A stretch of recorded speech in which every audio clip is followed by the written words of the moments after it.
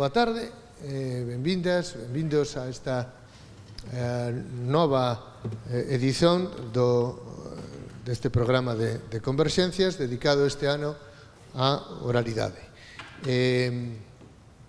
Eu quero ser moi breve só para agradecer moito o traballo das persoas que se comprometeron a estar aquí. Non todas poden estar. Álvaro Rodríguez Cid, por un problema de saúde, non poderá acompañarnos hoxe, para contarnos aspectos da súa investigación, da súa reflexión, que teñen que ver coa oralidade. Como ben coñecido, e disto poderemos falar despois nos días futuros, estes traballos acaban por concretizarse nun volume que é un volume de presente institucional da facultade e que é entregue a persoas ou institucións en que a facultade quere verse representada e tamén o estudantado que conclúe os seus estudos de FG de cuarto ano. E tamén quero indicarvos que é un volume que, alén de que se vende moi ben, ten un impacto importante nas persoas que o len. Podo dicirvos que persoas de outras áreas de coñecemento, por exemplo, da universidade, deron os parabéns ás persoas que traballaron nos volumes anteriores. Lembraredes, hai 2 anos, como motivo da conmemoración do centenario da revista Nós é o mundo é nós. No ano pasado, o volume dedicado en volta da traducción, e con franqueza convén indicar que foi moi ben acollido, e reitero, con persoas que nos escribían manifestando a súa satisfacción por este tipo de traballos. E claro, este ano a cousa aínda se está pondo moito mellor, porque hai máis persoas colaborando, hai máis perspectivas, hai máis ideas en xogo, e con certeza que vai ter esa materialidade. Ao lado do agradecimento que fago, naturalmente, e a comezar polas persoas que están aquí na mesa, pola moderadora, as persoas que virán nos próximos días, supoño que me podedes permitir que agradeza moi particularmente a vicedecana Alejandra Ulla o seu traballo. Coordenar isto non é fácil, andar ás veces detrás da xente non só non é fácil, senón que ás veces é un pouco así desagradable, ter que facer que todo isto, en fin, teña andamento, pois non é tarefa para un día ou 2, é un traballo continuado. Como é coñecido tamén, despois da actividade de hoxe destas mesas, teremos tamén a abertura dunha exposición a que eu quero tamén chamar a vosa atención e presenza vivamente, e, por tanto, pois quero, en fin, na representación non só da equipe de canal, da facultade, pois agradecer ese traballo e a vosa presenza aquí. Esta actividade vai ser gravada, excepto que alguén teña algún tipo de impedimento nestes días, para que despois sexan accesíveis tamén na páxina da facultade e na nosa memoria colectiva como comunidade académica este tipo de intervencións. Así que sede moi benvindas, moi benvindos. Con estes agradecimentos comezamos o importante. Doulle aquí a palabra a nosa moderadora de hoxe, por favor.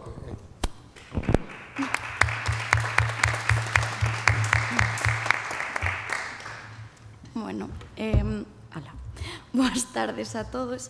Veño a presentarlles ao primeiro grupo destas xornadas sobre oralidade, que falará sobre a relación entre oralidade e literaturas. Teño o prazer de presentarlle a José Luís Forneiro, que fará o seu relatorio sobre a literatura escrita e oral en Mozambique.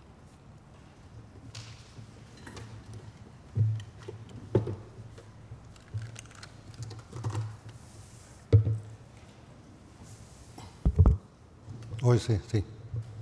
Moi ben. Ben, boa tarde. Vou ler o texto para ser máis rápido, porque 20 minutos realmente dan para moi pouco. En termos culturais, para o grande público do mundo occidental, Mozambique apenas di grande cousa. Tal vez o título dunha canción de Bob Dylan, do seu famoso álbum Desire, do ano 1976, o lugar onde se pasan algunhas das obras do pai do romance policial escandinavo, o sueco Henning Mankell, que, por outro lado, foi director do Teatro Avenida da capital mozambicana, Maputo. Mas esta nación mozambicana é un dos países con menor índice de desenvolvemento do mundo, pois ofrece unha literatura e cultura en xeral de grande interese. Mozambique ficou independente de Portugal en 1975 e adoptou o portugués como lingua oficial. Por tanto, é exoglóxico como todos os estados de África negra que, por razóns pragmáticas, declararon como lingua de Estado o idioma dos colonizadores. Poucos anos depois da independencia, segundo o censo de 1980, a lingua portuguesa era falada polo 25% da populación e constituía a lingua materna de pouco máis do 1% dos mozambicanos. En 1997, estas percentaxes pasaron respectivamente para 35,5% e 6,5%. Este censo de 1980 identificou 23 linguas, todas de orixen bantú, sendo as máis faladas o macúa e o tsonga, e estas linguas denominadas nacionais carecen de carácter oficial. Alén de seren faladas na comunicación diaria, pois son empregadas polas igrexas, máis polas igrexas protestantes do que pola Igrexa Católica,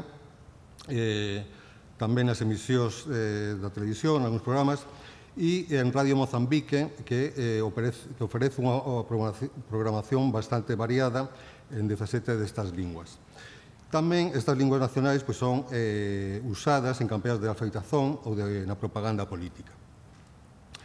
Deste modo, o uso destas linguas non sempre está asociado aos dominios baixos e, de feito, hai en ámbitos moi asociados á identidade, como é a música, ou en prácticas sociales como o lobolo, que é a entrega do dote polo noivo a familia da noiva, pois a presenza da lingua portuguesa é respectivamente minoritaria ou nula. A vida da literatura escrita en Mozambique está moi ligada ás capitais do país. Así, na primeira delas, na illa de Mozambique, no norte do país, pois houve unha certa vida literaria durante os séculos XVIII e XIX. O primeiro poema publicado en portugués apareceu no xornal O Progreso, no ano 1968, un texto de Xosé Pedro da Silva Campos Oliveira, que era mozambicano, fillo de goeses e que tamén se formou en Goa, na India. En 1998, a capital é transferida para Lourenço Marques, no sur do país, que desde 1890 estaba a coñecer a súa Belle Époque. Alí tiñan chegado comerciantes ingleses, belgas, franceses, sirios, libaneses, italianos, gregos, xudeus, a procura das riquezas da veciña África do Sul, especialmente dos diamantes do Orange e do ouro Transvaal. Neste contexto intelectual, dominado polos colonos portugueses e investidores estranxeiros, naceron varios xornais bilingües en inglés e portugués ou apenas monolingües nunha destas dúas linguas.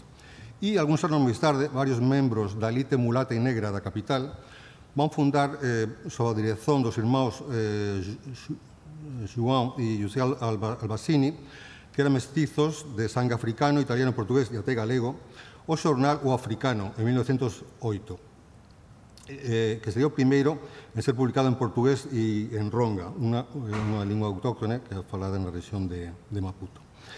Na primeira lingua, claro, para os colones ten acceso aos seus conteúdos, e na segunda lingua para que os seus artigos fosen lidos en voz alta. Pensemos aquí, pois, como eran lidos os folletos de cordel na Península Ibérica, como foron lidos durante séculos, non? Por tanto, sería o mesmo fenómeno, non?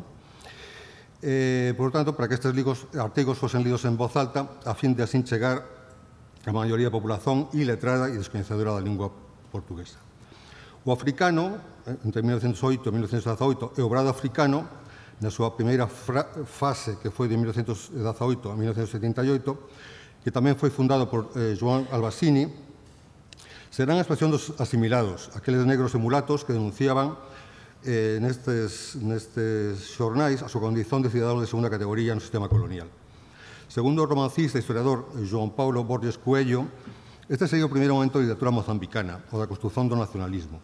A ele pertencería máis tarde o poeta mulato Ruy de Nogar, que viveu entre o ano 1908 e 1943, que publicou nas páxinas do Obrado Africano varios sonetos onde rexeitaba a injusta orden social do país para a populación autóctona. En finais da década de 1940, escritores mestizos como João Díaz, autor da primeira obra de ficción, Godí de outros contos, que se publicou posteriormente no ano 52, Noemia de Sousa e José Craveiriña, asumen e aprofundan a súa condición africana ao tempo que están abertos a influencias das literaturas lusófonas e da literatura e do jazz norteamericano.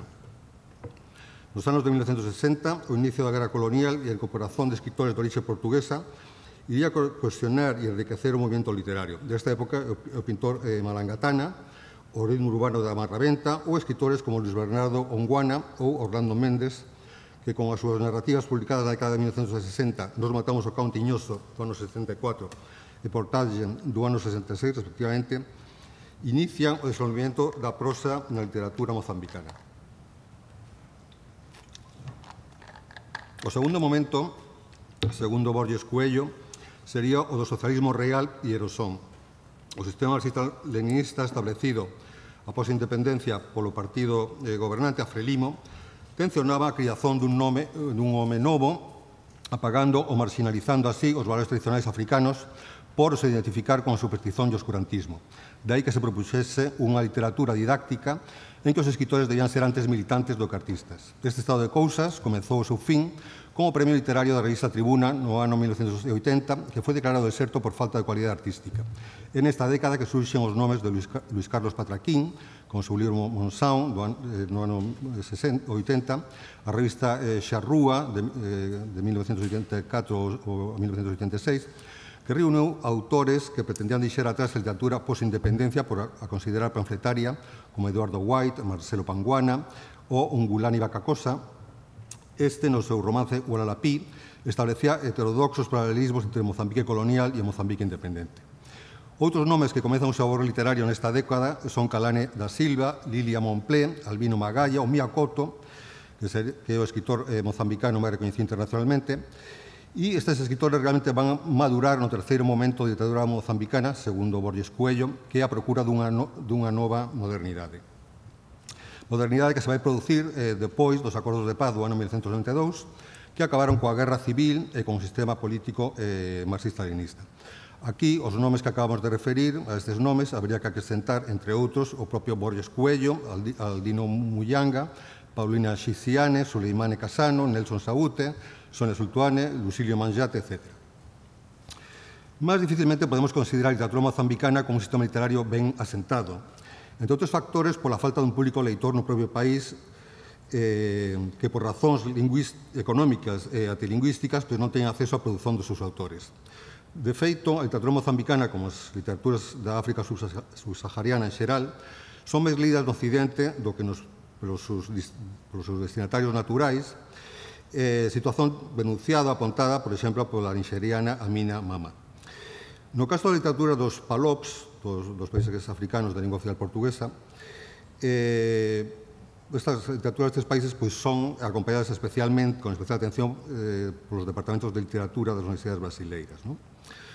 Por outro lado, a diferencia das outras nazóns da África subsahariana, onde os escritores costuman ser bilingües, en Mozambique a maiores escritores foron ou son asimilados de europeos, indianos ou mestizos, sen contacto con o campo ou mal coñecedores das linguas africanas.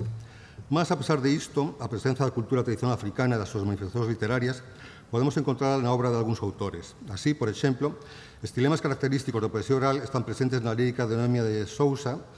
José Cabreiriña emulou a poesía panexírica tradicional do sul de Mozambique, alén de outros recursos desa lírica oral.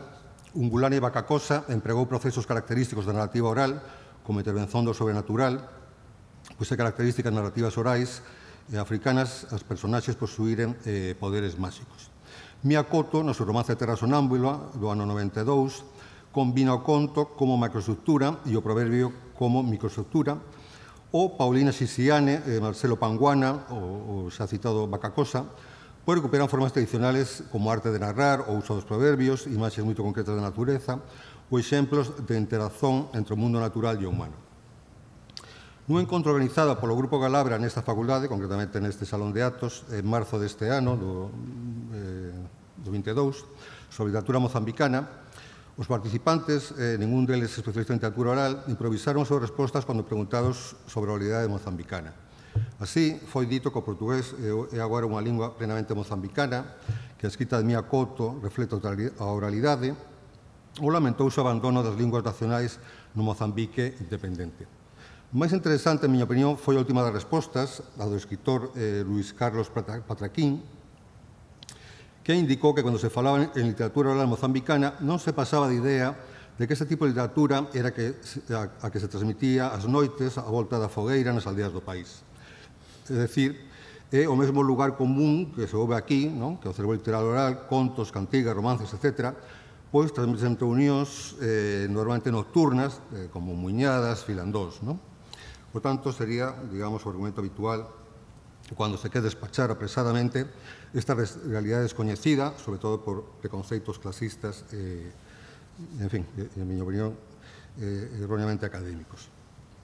No entanto, na miña experiencia como pesquisador de lendas urbanas en Maputo, entre 2011 e 2015, deparei logo que parte desta literatura tradicional africana non ficou atrás das memorias daquelas persoas ou dos seus descendentes que emigraron para a capital desde diversas terras da nación mozambicana.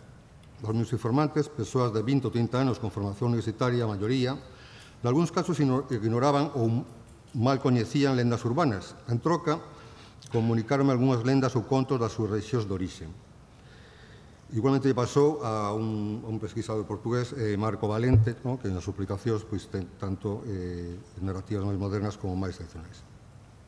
Por outro lado, unha mañá na Universidade Eduardo Mondlane, ouvi pasmado as historias que me narraron dous profesores de literatura desa universidade, historias sobrenaturais que aconteceron após a morte de parentes seus, narrativas que ben podían ser as que eu ouvín a anos en Pontón, Barbadás, aldeia da miña familia paterna. Tamén na Universidade Eduardo Mondlane tive unha outra experiencia similar nunha conferencia que fixen sobre o romanceo tradicional na Galiza en Portugal para os estudantes do turno poslaboral. Nese turno, os estudantes son traballadores ou xa licenciados noutros cursos que frecuentan aulas depois da súa xornada de traballo. E van para a universidade impecablemente vestidos, occidental, e con seus calzados tamén impecables, envernizados. Ben, após a miña conferencia, e antes das preguntas, pasei unha folla con algúns trechos ou versións completas dos romances. Pedín voluntarios para leren o romance tradicional da Delgadiña, cuxo asunto é o asedio dunha filla polo pai, e fiquei máis unha vez sorprendido e até emocionado ante a reacción daqueles homes e mulleres de aspecto e vida profesional urbana que reaxían animados ruidosamente ante aquel poema obtido da tradición oral portuguesa como se tratase dunha daquelas narrativas en prosa ou verso que facían parte do saber folclórico das súas comunidades. Por tanto, se é verdade que algúns xéneros, textos, crenzas ou prácticas ficaron nas aldeas ou foron progresivamente esquecidos na vida urbana de Maputo ou das outras cidades mozambicanas por aqueles que tiveron que emigrar na procura dunha vida mellor, outras manifestacións da cultura tradicional aínda se conservan nas súas vidas citadinas. Esta literatura de tradición oral de Mozambique é estudada na universidade nas disciplinas relativas ás literaturas africanas, onde alén de seren tratados os textos obtidos do saber tradicional, son estudadas a escasa produción literaria escrita nas linguas nacionais e as letras das canzóns da música popular mozambicana. Por outro lado, a limitada produción editorial de Mozambique inclúe nos seus catálogos algúns libros poucos dedicados á literatura de tradición oral. O conto é o xénero máis representado e, claro, aquí temos que pensar que normalmente a prosa vende máis que o verso. Normalmente estes libros de contos da tradición oral están editados en portugués ou acompañados ao menos na súa versión na correspondente lingua nacional e costuma presentar diversas eivas, a maioría delas herdadas do amadorismo con que se trata este tipo de literatura na cultura occidental. Así, os editores, autores, recompiladores manipulan os textos recollidos da tradición oral, mesmo facendo explícita a súa manipulación, como é o caso de Benjamín Pedro Joambo, que nos contos populares da nosa terra, obra dedicada ás narrativas do grande Zambeze, onde se di na contracapa o encanto das fábulas africanas que foron contadas e recontadas na infancia polos máis vellos madodas anciaos, a volta da fogueira nas esquecibles noites de luar, a partir das quais o autor reinventou outras historias ou imaxes creativas. Igualmente, estes libros de contos populares parecen enfocados sobre todo un público infanto-juvenil, pois costuman estar acompañados de deseños, algúns deles mesmo do xénero da banda deseñada. Teño aquí un libro, aquí non sei se conseguen ver, pois un coello, ¿no?, que sería pois unha copia de Bugs Bunny, ¿no?, por ese aspecto. Por tanto, a produción editorial mozambicana segue neste campo os criterios de cultura europea e nesta liña, pois, algunhas organizacións non gubernamentais dedicaronse a edición de contos tradicionais africanos para as crianzas das propias comunidades que xa os coñecen por transmisión oral. Por tanto, na miña opinión, pois, trátase dun desacertados proxectos de focaxe eurocéntrica, pois, como di o vello ditado español, llevan hierro a Vizcaya, malgastando así diñeiro e esforzos que deberían ser empregados dunha maneira máis axeitada con as condicións da cultura das comunidades que se queren axudar. O traballo máis coñecido en Mozambique sobre literatura de tradición oral é o libro A narrativa africana de expresión oral, publicado no 89, reeditado en 2008, do académico mozambicano Lourenço de Rosario. Este libro é unha versión reducida da súa tese de doutoramento, que é un estudo dos contos recollidos en lingua sena no Vale do Zambeze. No capítulo segundo da obra, Historias de orixe xóxena, son incluídas dúas narrativas que o autor considera alleas ás características africanas. Unha, por presentar elementos que nos remeten a un contacto entre as populacións autóctones e os grupos fixados na rexión.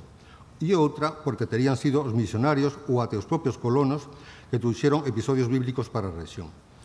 Esta consideración de historias endóxenas ou exóxenas é, ao meu parecer, bastante cuestionável, pois na literatura tradicional, como apontaron Jacobson e Bogatirev ou Menéndez Pidal, entre outros, o que interesa non é tanto a orixe dos textos quanto fenómenos de adopción e adaptación por unha dada comunidade humana, ou sexa, a integración na cultura dun grupo humano que faría con que eses textos pasasen de ser simplemente populares para seren folclóricos ou tradicionales.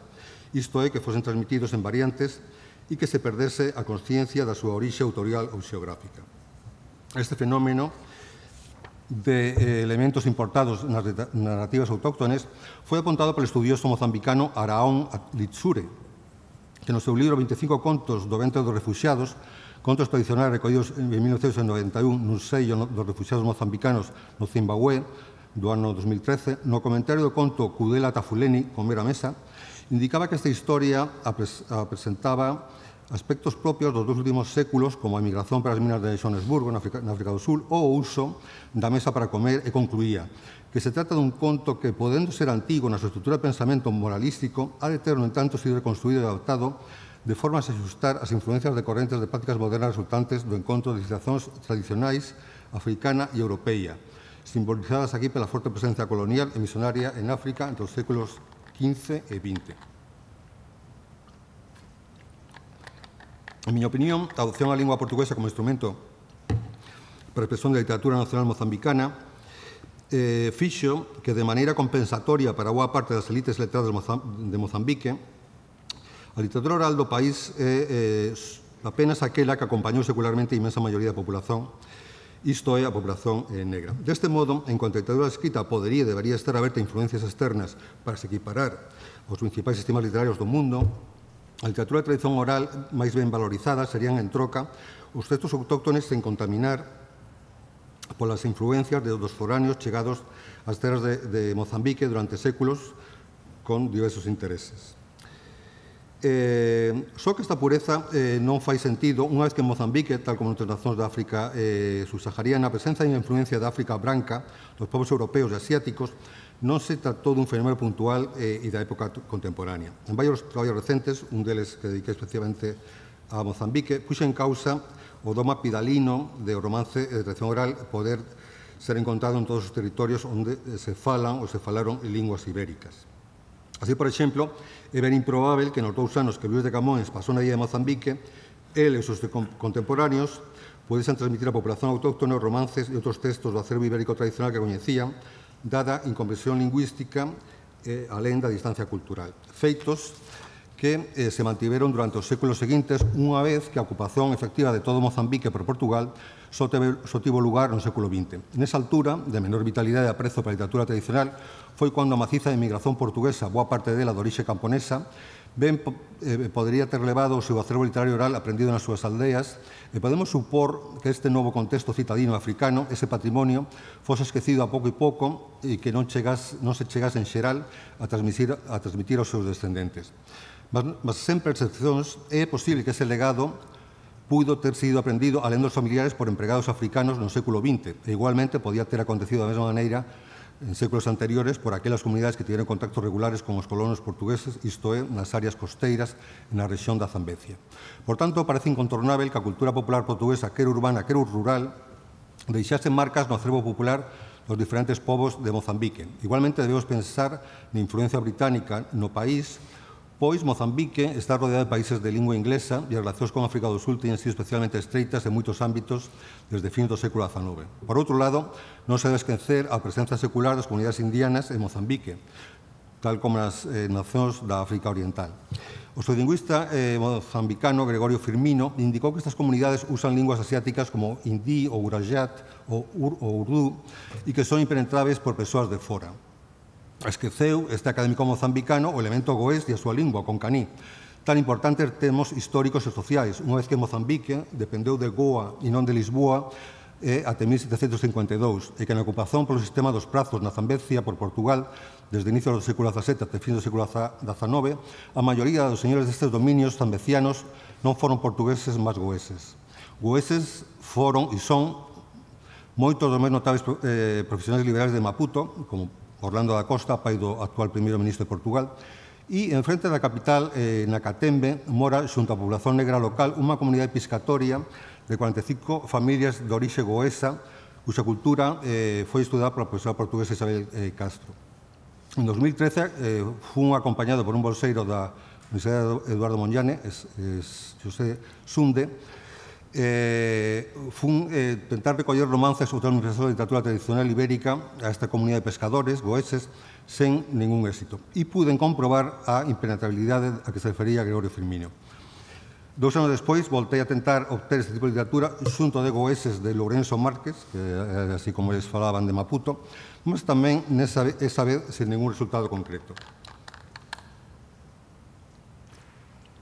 As miñas recollas non tiveron éxito fundamentalmente por tener sido puntuais, mas o saber tradicional das comunidades indianas de Mozambique, e moi especialmente as goesas, tamén fan parte da cultura mozambicana actual, e o seu estudo permitirá comprobar as diferencias culturales destas comunidades con as súas homólogas da propia India e, aliás, a súa influencia na cultura tradicional das populacións africanas. Xa acabando, o maior embaixador da actual literatura mozambicana, Mia Couto, indicou no ano 98 que segue: a aprendizaxe será esta: aceitarmos todas as Áfricas, todas as Europas, todas as Asias que existen en nós, e non ollar esas heranzas históricas como cualquier cousa que debamos erradicar, como mancha que debemos depurar en nome da pureza inicial. Por tanto, parece obrigado a ultrapasar esa idea simplista que domina no ámbito da cultura letrada mozambicana e de outros homólogas do continente, da escrita euroeuropea e a oralidade africana. Da mesma maneira que os escritores en portugués en Mozambique teñen sido negros, brancos, indianos e mestizos, a súa literatura de tradición oral non se limita ao elemento originario africano, pois este viuse influenciado ou acompañado no curso de historia por literatura oral antiga e moderna da Europa e da Asia. Esta literatura oral nos seus diversos xéneros, na súa diversidade de mestizaxe, debe ocupar, en miña opinión, o lugar que lle corresponde a unha sociedade africana como é a mozambicana, que non pode considerar como literatura só escrita na lingua da antiga metrópole.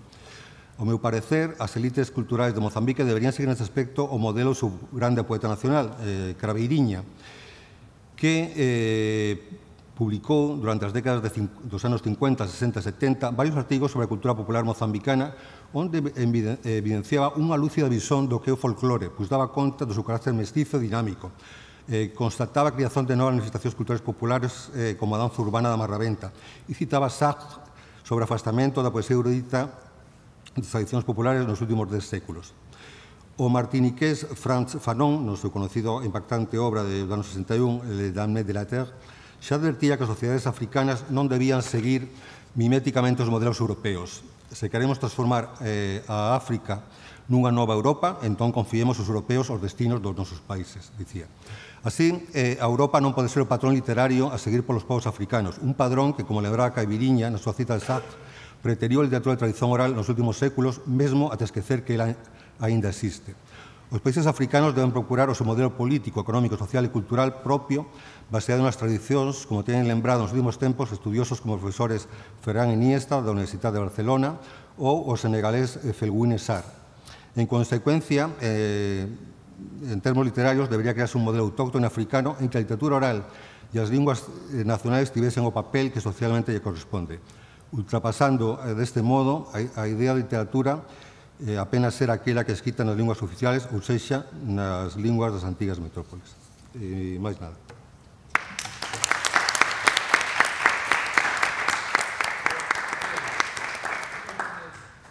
Bueno, non sei se teño aquí unha lenda urbana que recollín en Maputo, non sei se poñela agora ou esperar e deixalo para o final.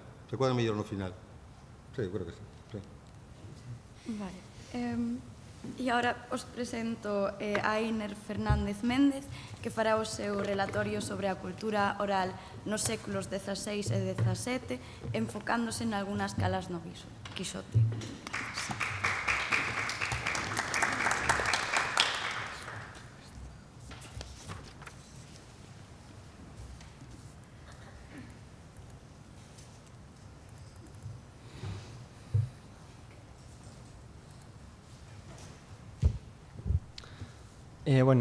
Buenas tardes a todos. Lo primero, agradecer a todos los aquí asistentes, al decanato por la organización de estas jornadas y también agradecer a Alejandra Ulla por avalarme el trabajo y ayudarme en todo momento a que saliesen adelante. Bueno, mi comunicación lleva por título La cultura oral en los siglos XVI y XVII, algunas calas en el Quijote. La crítica ha aceptado de forma consensuada que la oralidad ha tenido una importancia extraordinaria para la difusión cultural y literaria a lo largo de la historia y cómo esta fue sobreviviendo a través de los siglos hasta el punto de tener un valor crucial en la actualidad. La oralidad y la literatura son conceptos que desde un análisis diacrónico no podemos separar ni entender de forma aislada, ya que en cualquier tradición literaria y de forma concreta en la hispánica, la oralidad tuvo y tiene un papel de significativa relevancia, hasta el punto de poder confirmar, y de acuerdo con la bibliografía consultada, que es el concepto que más peso tuvo y tiene a lo largo de nuestra historia literaria y que más ha perdurado independientemente a los periodos, estilos, movimientos y panoramas literarios de cada época. Este estudio lo que pretende hacer es trazar y analizar algunas nociones sobre la oralidad como elemento inexorable de nuestra tradición literaria en los siglos de oro, poniendo como ejemplo práctico el Quijote, con el fin de ahondar en la relación entre oralidad y literatura.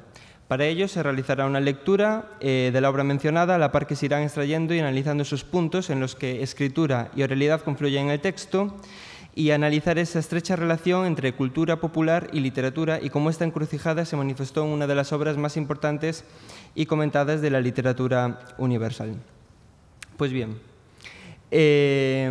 durante estas dos centurias, el siglo XVI y XVII, tan importantes para nuestra historia desde el punto de vista cultural, gran parte de la literatura que se consumía, como bien es sabido, era de forma oral, normalmente haciendo lecturas en voz alta ante un oratorio, como ya veremos más adelante. En este punto tenemos que ser conscientes de que la imprenta ya había llegado a la península ibérica en el siglo XV y, por tanto, en los años de publicación del Quijote, recordemos 1605, 1615, primera y segunda parte respectivamente, ya tenía un peso y un desarrollo notable. Sin embargo, no desplazó por completo a la oralidad, siendo esta aún el vehículo comunicativo principal en muchas zonas, dado a que la literatura aún era consumida a través de la voz, es decir, de forma oral.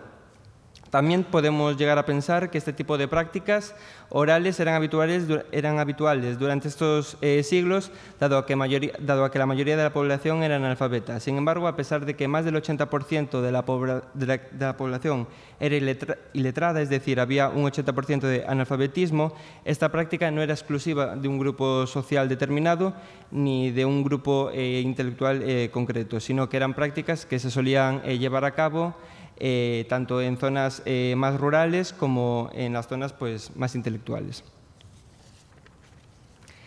Por lo tanto, estas prácticas orales, como apunta Margit Frank en su artículo Oralidad, Escritura y Lectura, eran más que una simple lectura, sino eran todo un espectáculo de la lectura.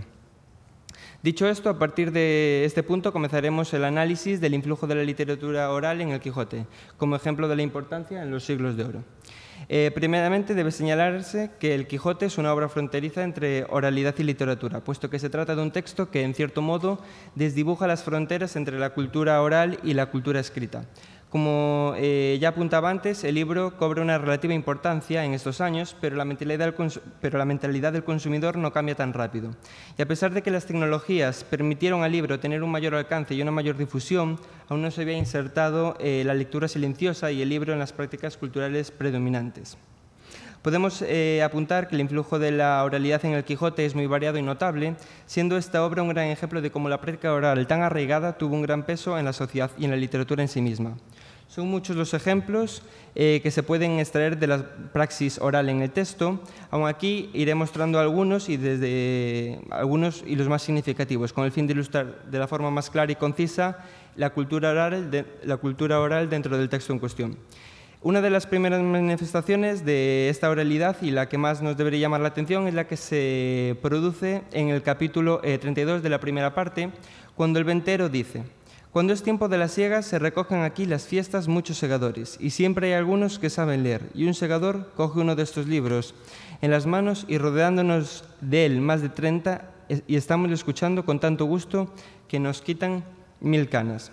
En esta cita se puede apreciar algunos de los apuntes que ya se han ido mencionando anteriormente, la lectura en voz alta, que era una práctica muy practicada, que se tenía la costumbre de hacer de forma habitual y suponía un divertimento tras largas jornadas de trabajo en el campo. Y solía haber más de uno que supiese leer incluso, pero aún así la tradición es que la literatura fuese contada, narrada en voz alta, más que ser leída a solas mediante una lectura individualizada y silenciosa como se generalizó posteriormente. Cierto es que esto no deja de ser una cita literaria de un libro de ficción, sin embargo la voz de Cervantes en este caso funciona como cronista de su época, ya que no es la única información que nos ofrece tan explícita de estos siglos, siendo el Quijote una ventana abierta para conocer la realidad de este periodo. Continuando con esta premisa, en el capítulo 33 de la primera parte, que lleva por título Donde se cuenta la historia del curioso impertinente, se introduce un marco narrativo secundario independiente a la trama principal, configurando así un nivel diegético alternativo. Este conocido y popular episodio intercalado viene dado por la lectura en voz alta que hace el cura en una de las ventas, en una de las salidas del caballero, delante del barbero y del propio propietario del local, entre otros personajes. Destacamos algunos momentos que llaman bastante la atención, en los que ciertos personajes como Sancho incluso interrumpe la lectura, y esta continúa en varios capítulos posteriores, en muchos casos dejando esta secundaria historia en suspenso, una práctica muy cervantina. Pero no deja de ser una manifestación más que refleja las huellas que dejó la oralidad en la literatura. Porque sí que es bien cierto que nosotros como lectores nos introducimos en este nivel diegético alternativo leyéndolo, pero tenemos que ser conscientes de que en la realidad ficticia del Quijote es una lectura que se hacía en voz alta, que se hizo en voz alta, es decir, se encontraban en la venta, el cura coge la novela del curioso impertinente y se pone a leerla para los allí presentes, ¿no? Es decir, nos metemos de lleno en las culturas orales propias de la época y vemos cómo esta práctica era muy común. Si retomamos el hilo de lo expuesto anteriormente, cabe hacer algunas puntualizaciones sobre el significado del verbo leer en la obra de Cervantes.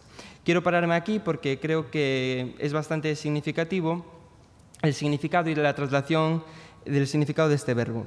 A día de hoy, si pensamos en leer, todos más o menos tenemos en la mente lo mismo y de acuerdo con la definición del DLE en su última versión, dice pasar la vista por lo escrito o impreso comprendiendo la significación de los caracteres empleados. Sin embargo, en el Quijote no es así, puesto que este verbo tiene connotaciones muy diferentes. Si nos acercamos al diccionario Tesoro de la Lengua Castellana o Española de Covarrubias, publicado, que tuvo una fecha de publicación cercana al del Quijote, concretamente en 1611, observaremos que de este mismo verbo se dice: es pronunciar con palabras lo que por letras está escrito. Creo que es muy importante pararnos en el verbo pronunciar. Es decir, ya Sebastián Covarrubias, en 1611, en el primer diccionario general monolingüe del español, ya recogía que leer es pronunciar, es decir, emitir un sonido en voz alta. Esta definición de este diccionario, que refleja una concepción cultural, ya nos está diciendo que leer en la época se entendía como pronunciar, es decir, emitir un sonido en voz alta. Por ejemplo, continuando con la novela, en el capítulo 32 de la primera parte, el cura apunta: los segadores se entretienen el tiempo leyendo libros de caballerías. Pues bien, habiendo leído la cita anterior, sabemos que no todos leían las obras como tal, sino que se ponían en silencio y uno leía y los demás escuchaban. Pero aquí dice: los segadores se entretienen el tiempo leyendo. Pues vemos que el verbo leer no significa lo que se puede significar a día de hoy, no cogían un libro y se ponían a leer mediante una lectura individualizada, sino que se reunían en un local y uno leía y los demás escuchaban. Y como apunta Margit Frank en su artículo ya mencionado, leer podría ser interpretado como oír. Uno lee y los demás oyen con atención. Otra referencia que podemos presenciar en la obra es en el capítulo 52 de la segunda parte, en donde el autor, a través de la voz narradora, explica de forma clara y evidente que había la costumbre de que primero uno leyese un texto en silencio y para sí, como podemos leer nosotros y como posteriormente se generalizó, y después ya se decía de forma oral. Por ejemplo, en esta cita dice: hasta leer su carta y abriéndola, leído para sí y viendo que la podía leer en voz alta para que el duque y los circunstantes la oyesen, leyó de esta manera. En otro pasaje ya mencionado, en el del curioso impertinente, se dice: leyó el cura para sí 3 o 4 renglones y dijo que le gustaría leer toda la novela. Luego la tomó en la mano Cardenio y comienza a leer en ella, sin duda también en silencio, y pareciéndole lo mismo que al cura le rogó que la leyese de modo que todos la oyesen. De nuevo, presenciamos eso de que primero uno cogía el texto en cuestión, lo leía para sí y en silencio para ver que todo estaba correcto y después ya se lo decía al público. De nuevo, la novela sirve como reflejo, como espejo de esa época en donde la oralidad tenía una importancia muy alta tanto para la difusión cultural y literaria. Por tanto, no obstante, en la obra conviven dos formas de consumir la literatura. Una de ellas, la analizada anteriormente, la de la oralidad, la de la transmisión mediante la voz, y la otra, la de la lectura silenciosa, que es la imperante a día de hoy, que por ejemplo es la que practicaba Alonso Quijano en su librería. Todos conocemos y recordaremos ese comienzo de la novela en el que se nos presenta un anciano consumido y enloquecido por todas las lecturas que hace. Esta dicotomía en el modo de consumir la literatura se va planteando a lo largo de la obra, siendo casi una constante en toda ella. Otra muestra de la importancia de la oralidad se ilustra de nuevo en el capítulo 32 de la primera parte, en donde el ventero dice sobre sus lecturas preferidas: que querría estar oyéndolas noches y días, y la ventera replica, diciendo de forma sarcástica e irónica: y yo ni más ni menos, porque nunca tengo buen rato en mi casa, sino aquel que vos estáis escuchando leer, que estáis embobado, que no os acordáis de reñir. Dejando el humor y la comicidad a un lado, podemos presenciar como el ventero dice que querría estar oyéndolos.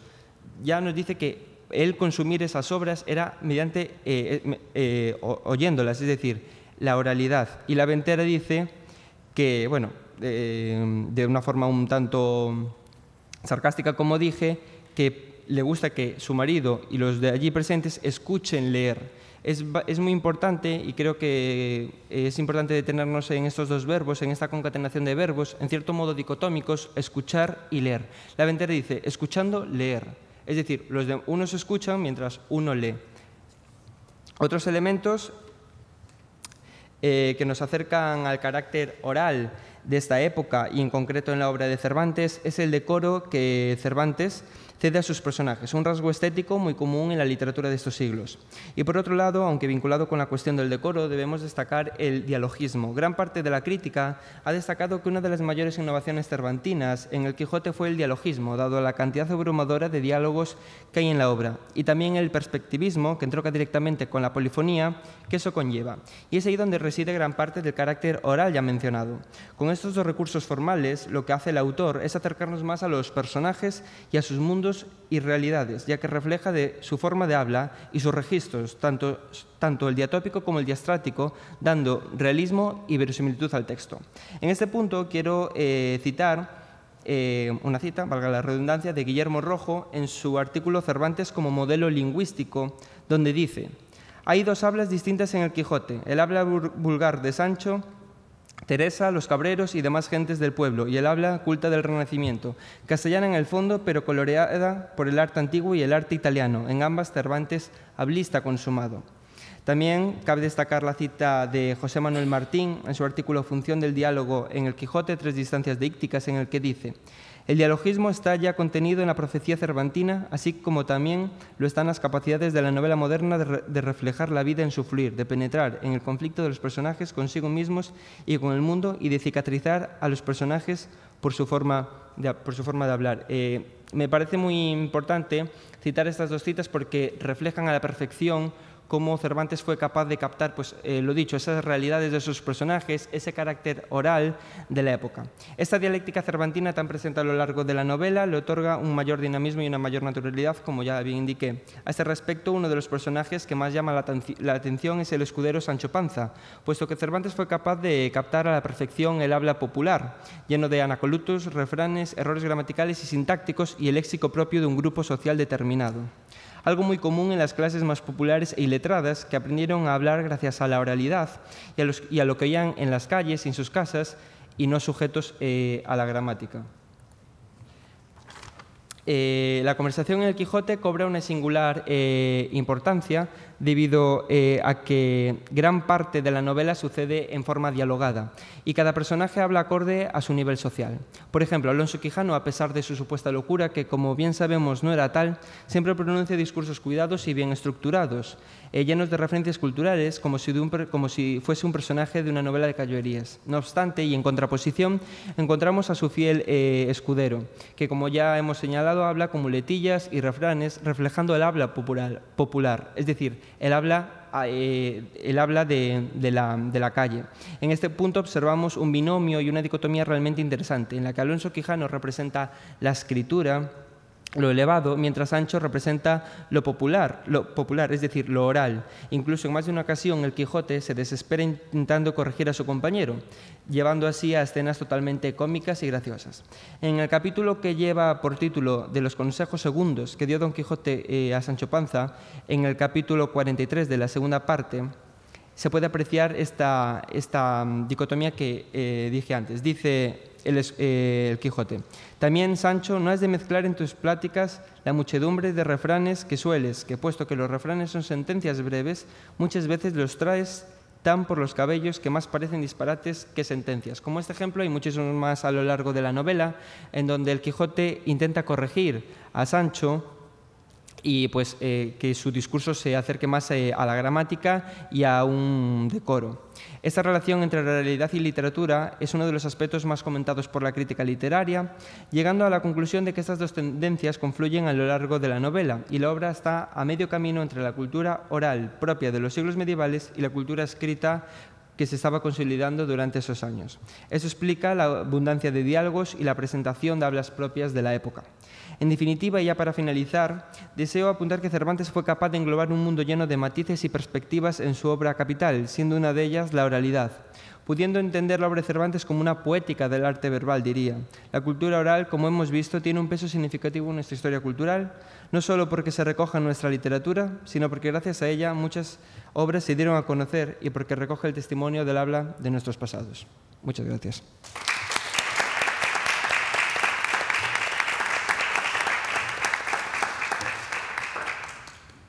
Ben, esta é un informante do 2013, Joana Sifa. Ela naceu no ano 88 na cidade de Beira, unha cidade que fica no centro-sur do país, e é unha rapaza dunha familia asimilados, non? Os pais, pois, digamos, que traballaron na administración colonial portuguesa. Ela é de lingua portuguesa, de lingua materna portugués, non? E, bom, como se pode ver nesta foto unha outra, pois é unha persoa, iso, non? Que se ve de unha, fin, dun nivel económico alto dentro da sociedade mozambicana, non? Ben, ela transmitiume sobre todo, bueno, un pouco de todo, digamos, unha salada con, digamos, algunhas narracións tradicionais, non? Da zona onde a familia dela, tamén algunhas crenzas. Hai unha crenza curiosa en Mozambique, por exemplo, que comer queixo produce perda de memoria, non? Bueno, por exemplo, os franceses deberían estar todos amnésicos, bueno, cousas dese tipo. E unha das lendas que me transmitiu urbana, que ela aprendeu na escola, non? Cando tiña entre 12 e 15 anos, non? Que é o que me di. Entón, teño aquí, se pode pôr a transcripción e ouvir, é a lenda en portugués a rapaza que pide, non? A rapariga que pide boleia, non? É unha rapaza que está nunha estrada e pede iso que a leven en coche, non? Ou en moto. Entón, esta narrativa, ela engánase, non troca o papel do que dá a boleia e o que recebe, non? E despois xa corrixe, non? Que é o que vamos a escutar a partir do minuto 3, ela aí está, bueno, acabando a narración, está enganada, non? Despois, a partir de certo momento, di, non, é o inverso, non? E son 2 minutos, non? En que, pois, iso conta esta lenda, que é unha lenda, en fin, que coñecemos nós. Despois podemos falar sobre o que é a oralidade, o folclore, que pensamos que é unha cousa antiga ou das clases populares, e nós tamén temos un folclore, hai un folclore actual, e é, por exemplo, as lendas urbanas, en este caso unha lenda urbana que existe en Europa, en outros continentes, non? En Mozambique, ou en Madagascar, en África do Sul, etc. Mas tenta-me lá recordar, só que já não estou a recordar como é que começa a história, porque é uma história que contava-se mais quando na época eu tinha quantos anos? 12, 14, 15. Tu conheces esta história quando tinhas 12 anos? Já, quando era muito, já faz muito tempo. Naquele tempo falava-se com muito, não sei se eram mitos, ou se fazia parte da verdade mesmo, tipo que era para assustar as miúdas, para não apanharem bilhetes estranhos. Então foi daí praticamente que surgiu essa história. Agora há quem diz que seja verdade e há quem diz que não é verdade. Acho que uma moça vinha vinha da escola, o que já era bem tarde. Então apanhou um moço estava numa moto, aquelas não essas robustas, aquelas motas simples. Onde em que ele parou, ofereceu boleia à jovem. Então ela aceitou a boleia, só que conversaram, acabaram dando umas voltas, só que como era tarde, ela começou a sentir frio. Então ele tirou o casaco que ele trazia, emprestou ela, como um bom cavaleiro, né? Sim. Então foram lá, ele foi deixar ela até em casa, então disse, eu vivo ali, naquele tempo não havia telefones celulares. Então era mesmo dar o endereço da casa, ou do telefone fixo. Então ele deu o endereço da casa, vivo ali com os meus pais. Então a moça, dia seguinte, conversaram, não sei se houve mais uns beijinhos, mas houve uma pequena química, né, como as pessoas falam. Então, dia seguinte, ela vai para devolver o casaco dele. Então, quando chega, ela espera. Não espera. Não. A história é o inverso. Mas não é um carro, em vez de uma... É moto mesmo, sem espera.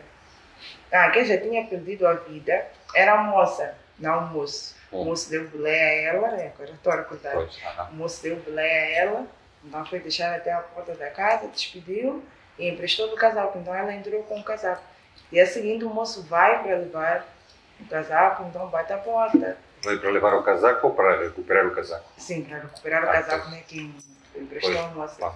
Então bate a porta, então pediu falar com o nome da moça, por exemplo. Gostaria de falar com a Maria. Com a família Maria? Eu disse, sim, é uma moça assim, deu todas as características da moça. Então a mãe começou a tirar lágrimas, disse, não é possível. Chamou o pai, os irmãos, disseram, não, porque a nossa filha já faz uns, não sei quantos anos, acho que uns 4 anos, 1 ano, que ela perdeu a vida. Então aquele moço, não, eu estive com ela ontem, ela tem emprestado um casaco de napa preta, Então, eu disse que vinha no dia seguinte para levar o casaco, não sei o que, apanhei lá na estrada, dei-lhe boleia. Então a família disse, não é possível, porque ela já perdoou a vida. Ele disse, não, acho que estão a mentir para mim.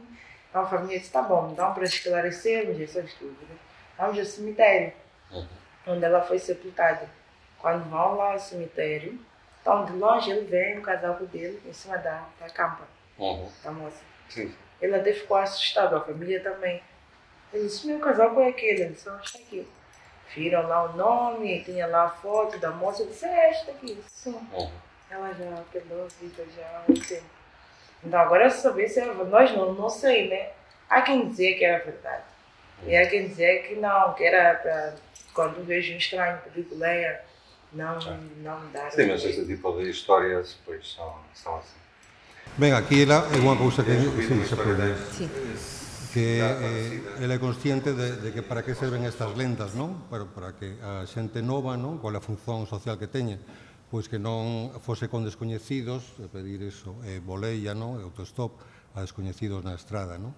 E, bueno, foi unha cousa que me chamou a atención, porque, claro, non sempre a xente consciente do significado que poden ter, ás veces, as narrativas. Non máis nada. Bueno, pena que non subía moi ben, a verdade, que, en fin, bueno. De todas as maneiras, xa meterei o texto na edición da lenda. Bueno. Muchas gracias. E eso, se tedes preguntas, podedes facelas agora.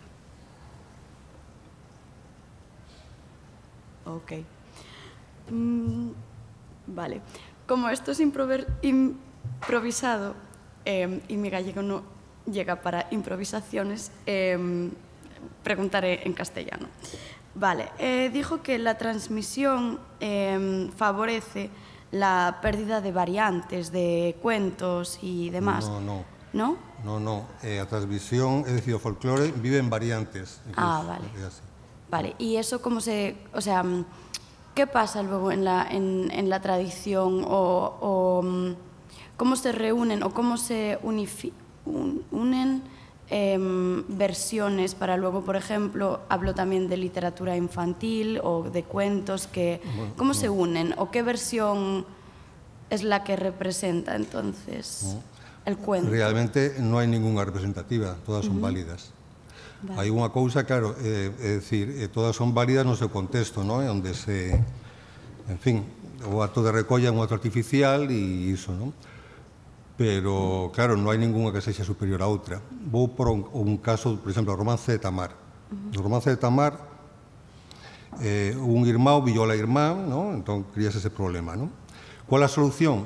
Pois a solución pode ser que o pai lle diga a filla, cando denuncia o irmão, a mí non me interesa nada, interésame o teu irmão. Ou di, non te preocupes que hai un papa en Roma que todo solucionaba, non? Casan os irmãos. Ou intervén de maneira sobrenatural Deus e mata o irmão, etc. É dicir, que a comunidade con ese texto fai o que, de acordo coa súa ideoloxía e sensibilidade, pois iso. Por tanto, claro, outra cousa é cando estes produtos, como este libro que teño aquí de contos mozambicanos, son destinados a un público urbano.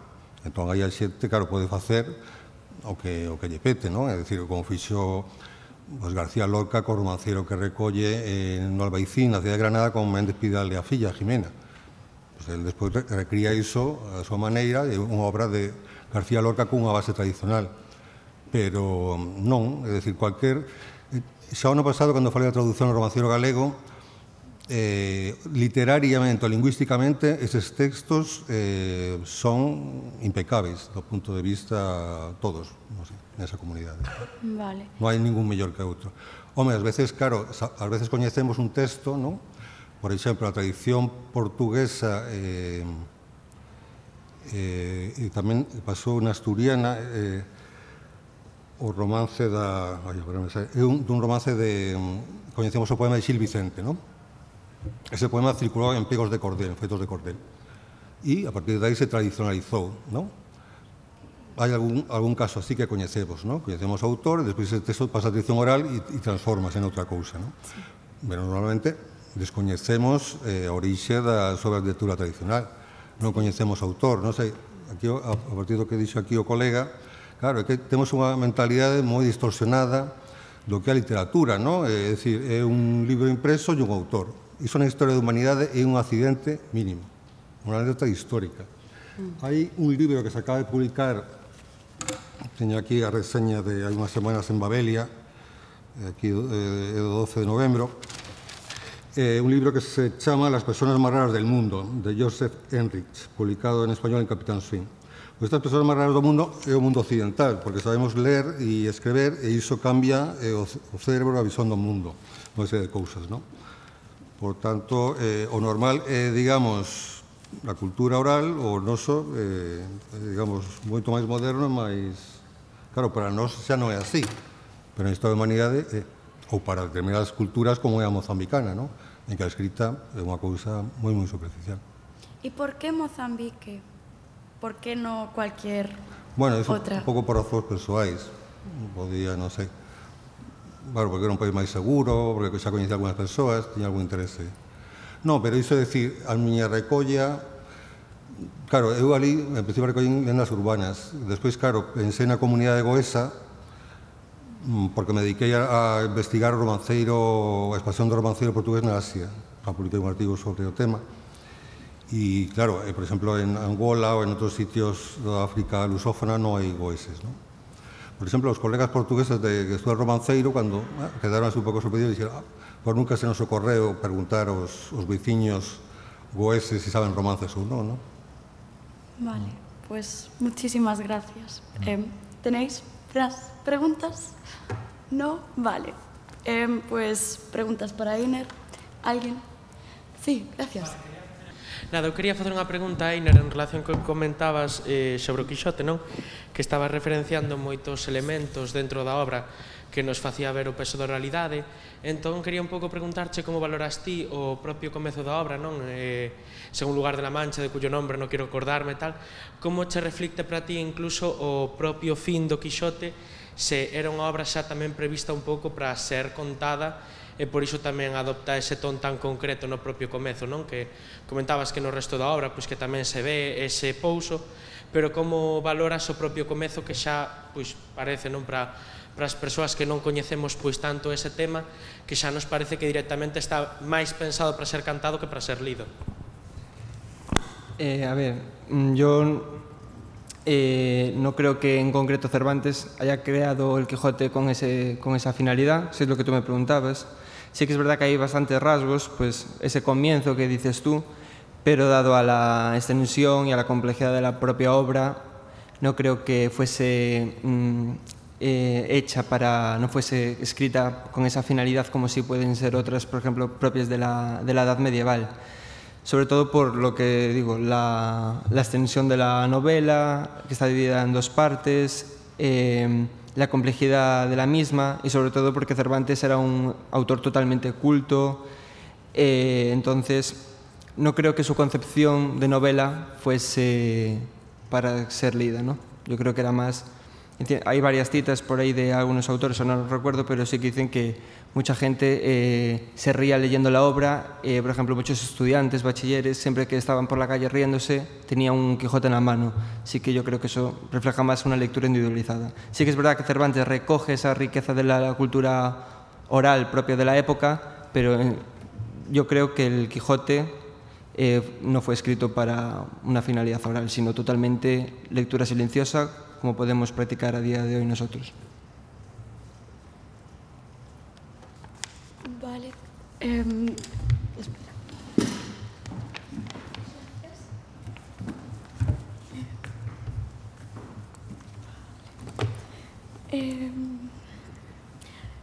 Yo no tengo preguntas porque lo has explicado bastante bien, creo, y como yo también hago sobre la Edad Media, más o menos, lo que está detrás con respecto a la oralidad y cómo era pues, el espectáculo y tal, pues es bastante símil. Y sí, o sea, por eso no tengo ninguna pregunta más, solo... Sí, espera.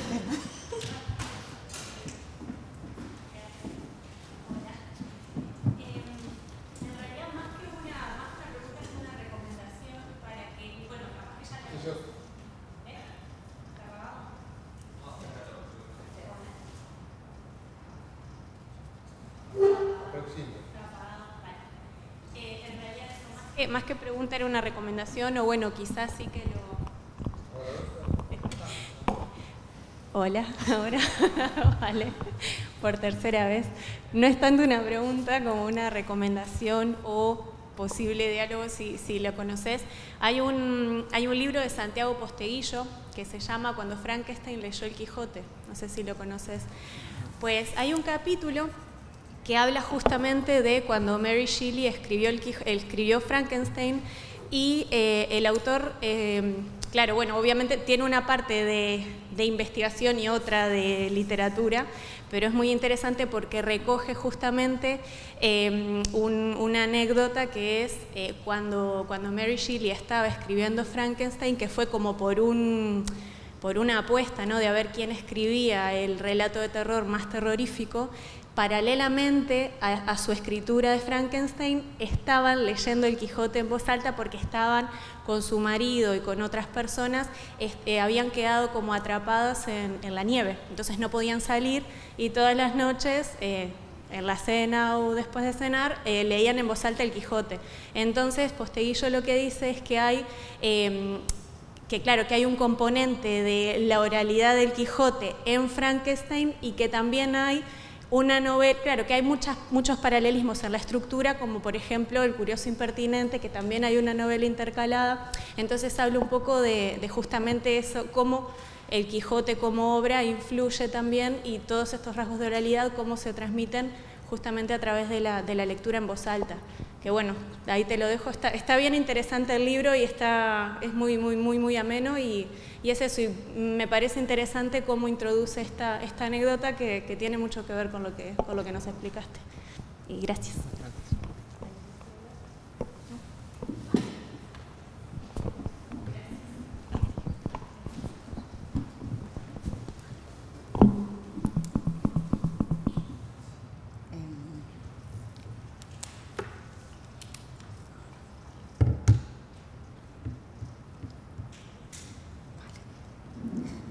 Pues nada, gracias a vosotros por presentar todo esto y gracias por vuestras preguntas, y con esto termina el primer grupo y nada, hay café.